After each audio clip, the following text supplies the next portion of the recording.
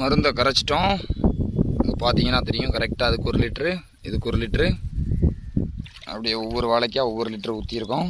அங்கே நம்ம மொத்தமாக கரைச்சி வச்சுருக்கோம். அதில் ஒரு அளவு கப்பு வச்சுருக்கோம். அந்த கப்புக்கு 50 கப்பு. அதாவது ஒரு கப்பு பார்த்தீங்க அப்படின்னா 10 வாழைக்கு, 10 கப்பு 100 வாழைக்கு, 50 கப்பு 500 வாழைக்கு, அந்த மாதிரியாக கரைச்சி அந்த பக்கமாக வச்சுருக்கோம் மொத்தமாக மருந்தை. இங்கே அதிலிருந்து ஒவ்வொரு கப்பு எடுத்துக்கிடுவோம். இந்த பெரிய கப்புக்கு ஒவ்வொரு லிட்ரு இந்த மாதிரி அளந்து நம்ம வாழைகளுக்கு மொத்தமாக 500 வாழைக்கும் ஊற்றப்புறோம். 2 கப்பு எக்ஸ்ட்ரா தான் வச்சுருக்கோம். தேவைப்பட்டால் கடைசியாக பார்த்துக்கிடுவோம். நான் அந்த வேர்ப்புழுக்கள் அப்புறம் அண்டிக்கரையாமலாம் உழுந்துச்சுன்னா நம்ம வாழையை ரொம்ப பாதிக்கும்.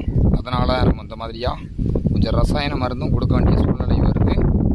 கொடுத்து தான் ஆகணுங்கிற கட்டாயத்தில் கொடுப்போம்.